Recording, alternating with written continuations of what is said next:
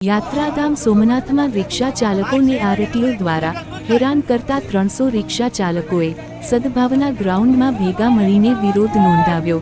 સોમનાથ મંદિરની આજુબાજુના રિક્ષા ચાલકોને આરટીઓ કચેરી દ્વારા સતત હેરાનગતિ કરતા રિક્ષા ચાલકોમાં રોષ ફેલાયો અને 300ની વધુ રિક્ષા ચાલકો સોમનાથ સદભાવના ગ્રાઉન્ડમાં એકઠા થયેલા અને વિરોધ નોંધાવેલ।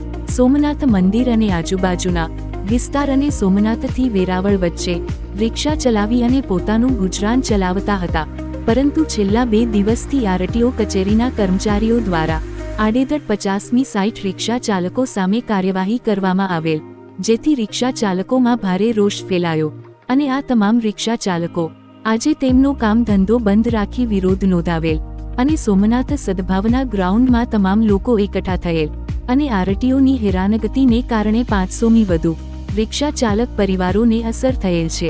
આ રીતે તંત્ર દ્વારા કાર્યવાહી કરવામાં આવશે તો આંદોલન કરવાની ચીમકી ઉચ્ચારી છે। આ બાબતે કોંગ્રેસ શહેર પ્રમુખ પ્રકાશભાઈ વાયલુએ જણાવ્યું કે 4 થી 5 દિવસથી આરટીઓ દ્વારા રિક્ષા ચાલકોને ખૂબ જ હેરાન કરવામાં આવે છે અને સોમનાથની આજુબાજુના વિસ્તારમાંથી ગમે ત્યાંથી ઉપાડી લેવામાં આવે છે।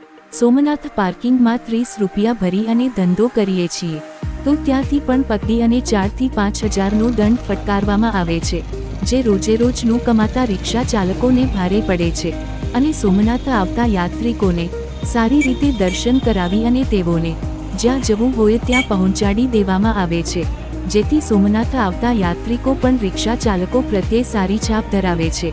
રિક્ષા ચાલક વિજયભાઈ ચાવડાએ જણાવ્યું કે અમારી પાસે પૂરતા ડોક્યુમેન્ટ હોવા છતાં Somnath parking, Triveni Sangam, good luck circle સહિત ગમે ત્યાંથી પેસેન્જર ઉતારતા હોઈએ કે ભરતા હોય ત્યાંથી આરટીઓ દ્વારા ગાડીઓ ઉપાડી અને દંડ ફટકારવામાં આવે છે।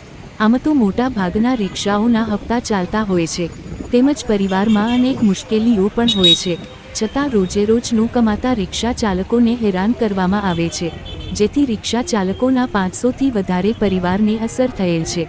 રિપોર્ટર દેવાભાઈ રાઠોડ, સોમનાથ। મારું નામ છે વિજય દિનુભાઈ ચાવડા। મારો ઉદ્દેશ છે કે કાલે અમારે સોમનાથમાં જે અમારા રિક્ષાવાળા બધી આ ભાઈઓ છે અને રિક્ષા ચલાવતા હતા, તો આરટીઓ વાળા સાહેબ છે જ્યાંથી આવી 4 ગાડી ફરતી હતી, બરાબર, જેને આને આવે એને મેમા આપી દેતા હતા, જેને આવે એને મેમા આપી દેતા હતા। એટલે અમે બધા રિક્ષાવાળા ભેરા થઈ અને સાહેબને એક રિક્વેસ્ટ કરી કે સાહેબ તમે આ બધા ગરીબ માણસો છે એને પકડીને તમે મેમા આપો, એનું રીઝન તો અમને કહો। તો કે ભાઈ એ અમને કોઈ ખ્યાલ નથી, બરાબર છે, અને ગમે ત્યાંથી આવીને પકડી લે। માનો કે અમારી આગળ પૂરતા કાગળિયા નથી, લાયસન્સ, પીયુસી, કાગળિયા, મીટર, એ મેમા આપે એ વ્યવહારિક વાત છે કે એ આરટીઓના નિયમ મુજબ છે, બરાબર। પણ જ્યાં રોડ ઉપર અમે જે સ્ટેશનથી યાત્રિકોને લઈ આવીએ છીએ ત્યાં અમે ઉતારીએ ત્યાં પણ ગાડી પકડી લઈ, અમે પેસેન્જરને બેસાડીએ ત્યાં પણ ગાડી પકડી લઈ। બધી બાજુ અત્યારે સર્કલ છે, માનો કે ત્રિવેણી સંગમ છે, ગુડલક વેણેશ્વર છે, ત્યાંથી અમારી ગાડીઓ 4 આરટીઓની ગાડી કાલે ફરે છે, બરાબર। એટલે મેં સાહેબને રજૂ કર્યું બધી પાર્કિંગની અંદર કે સાહેબ આનું કે ભાઈ મને કંઈ નથી, તમારે કલેક્ટરને મળી લેવાનું, બરાબર। હવે અત્યારે હું એમ કહું કે અમારે એ રીઝન છે, સાહેબને એટલું રિક્વેસ્ટ છે કે અમે અત્યારે જઈએ ક્યાં, તમે હરેક જગ્યાએ તમારા ઘરના બૈરા હોય, કોઈને દવાખાને લઈ જવાના હોય, કોઈ ડિલિવરી વાળા કેસ હોય, કોઈ વિકલાંગ હોય, અને હું બીજા નંબરમાં એમ કહું કે અત્યારે જે નગરપાલિકા જે આપણું વેરાવળનું છે એમાં જે બસ ચાલે છે નગરપાલિકાની, એ બસ તો અત્યારે સાઇટ સીનમાં ચલાવે છે, તો અમારા રિક્ષાવાળા જે યાત્રિકો જે આ બિચારા આવે છે એને સાઇટ સીન કરાવે છે, તો નગરપાલિકાનો મતલબ શું છે? નગરપાલિકાની 4 બસ છે, પછી જે બસ સ્ટેન્ડમાં બસ ચાલે છે એ સાઇટ સીન કરે, પછી બોટ ફેરવી નાખે જુનાગઢ, રાજકોટ, તેનો મિનિંગ શું છે? વસ્તુ તમે આ બધી કયો, અમારે અત્યારે બધી રિક્ષાવાળા ભાઈઓ ભેરા થયા છે, તો બસો જે છે નગરપાલિકાની આટલા રિક્ષાવાળા છે, કોઈની બેન દીકરી ડિલિવરી છે, કોઈ વિકલાંગ છે, તો નગરપાલિકાની બસ ક્યાં ચાલે છે? નગરપાલિકાની બસ તો સાઇટ સીન કરે છે 30 રૂપિયામાં ને 40 રૂપિયામાં। મારી માંગણી છે કે અમારા ભાઈઓને એક આશ્વાસન આપે આરટીઓ વાળા સાહેબ, વાત જોડીને વિનંતી કરું છું કે તમે હરેક જગ્યાએ પકડી લો, રીઝન તમને આપો। હું તમને એમ કહું આટલા ગરીબ માણસો અત્યારે જોવા કેટલા જણા બેઠા છે, આ બધા એના કોઈના બચ્ચા છે, કોઈના હપ્તા ચાલુ છે, કોઈના માં, કોઈની બેન બીમાર છે, એક રીઝન તો તમે અમને આપો કે ભાઈ તમારું આ વિક્રમ અમને નથી ગમતું, હાલો તો અમે રિક્ષાઓ કાલથી બંધ કરી દઈએ, તમે કહો તમે ઘરે જ રાખી દઈએ।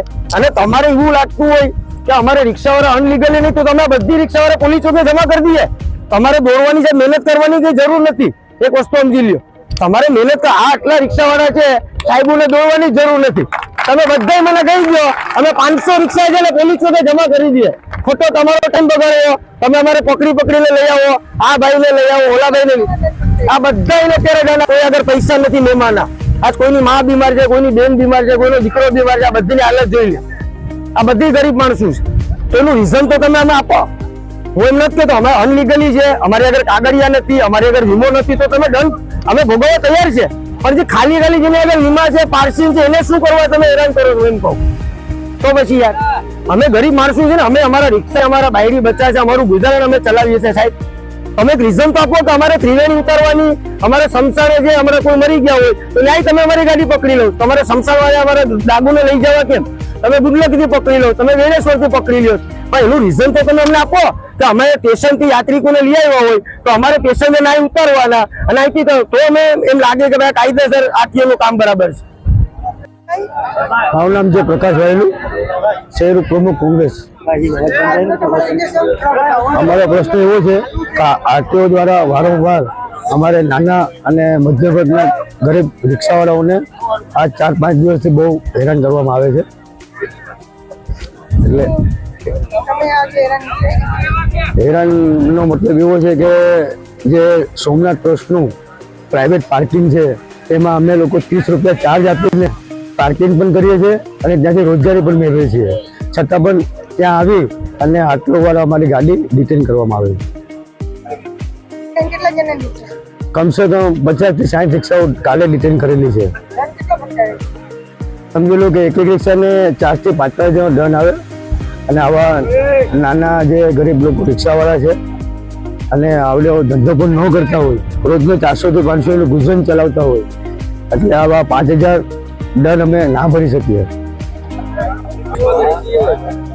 જે આ રિક્ષા પણ અમારું વાહન એક સેવાનું વાહન જ છે. એમાં અમે બહારથી યાત્રાઓ આવતા હોય તેને સારી રીતે સાચવી વ્યવસ્થાપૂર્ણ એને બધું સાઇટસીન ફરાવી અને સોમનાથ ટ્રસ્ટમાં જે ફ્રી નિઃશુલ્ક ભોજન છે તે ભોજન પણ કરાવીએ છીએ અને વ્યવસ્થિત ફરાવી અને પાછા એને રિટર્ન રેલવે સ્ટેશન અથવા બસ સ્ટેન્ડ પણ મૂકીએ છીએ. અને સારી એવી અહીંયાથી રિક્ષાવાળાઓની છાપ લઈને લોકો જતા હોય અને જો આવી રીતના અમારી ઉપર રિક્ષાવાળા ઉપર જો આવી રીતના કિન્નાખોરી રાખવામાં આવતી હોય તો ખરેખર એ અન્યાય છે. આવેદન પત્રમાં એવું છે કે અમે લોકો આજે અત્યારે મિટિંગ કરશું જનરલ, અને પછી એક નિર્ણય લઈશું કે આવેદન પત્ર આપણે કલેક્ટરશ્રીને આપશું ને સુપરત કરશું.